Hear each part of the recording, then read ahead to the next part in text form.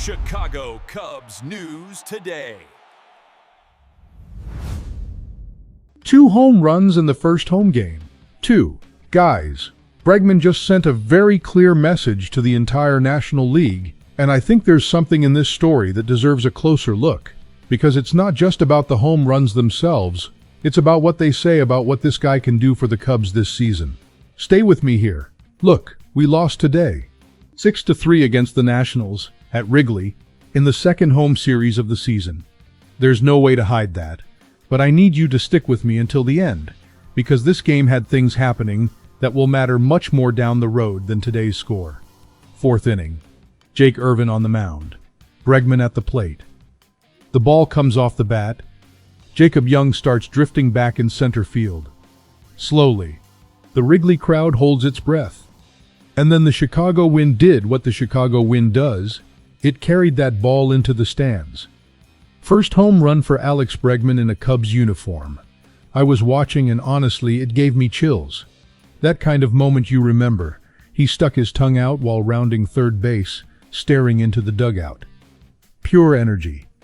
This is the player we brought to the north side. And he didn't stop there. 8th inning, team trailing. Cubs needing a response.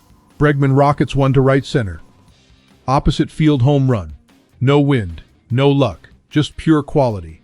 That was his 8th multi-home run game of his career. 8th. The guy knows how to do this. Now let me tell you something I think people still haven't fully realized about Bregman. It's not just the power. It's the selectivity. Counsell said exactly that after the game. He looks for the right pitch, and when he finds it, he doesn't miss. That's hitter maturity. That's what separates a good player from a guy who will kill you in big moments. On the first home run, he hit a cutter on a 2-2 count, right in the middle of the zone. A pitcher he had never faced before.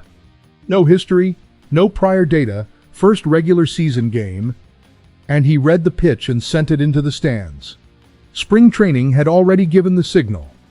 An OPS of 1.869 in 9 games in Arizona. 8 extra base hits. The man arrived in Chicago ready. And right after Bregman's home run, Ian Happ stepped up and got his 2, a low liner to left, into the basket above the bricks. Back-to-back home runs. The Nationals' lead cut to 3-2 in the 4th inning. On Thursday, opening day, Happ had a home run stolen by the wind.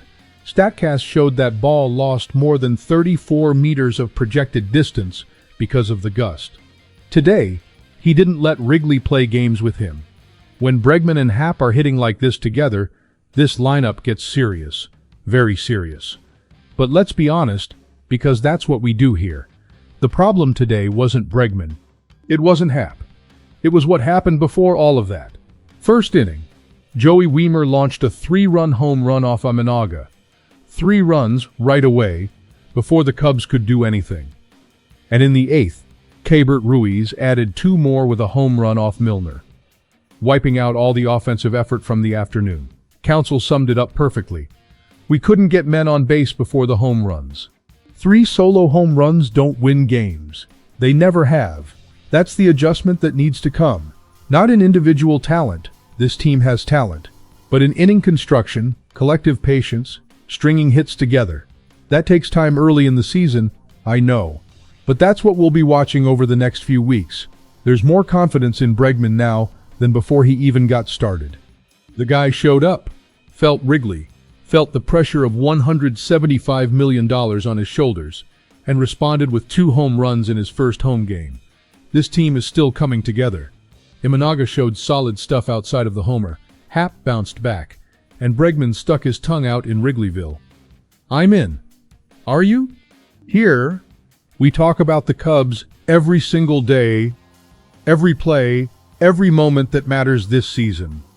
Make sure to subscribe to the channel and turn on notifications, because this season is going to give us a lot to break down together.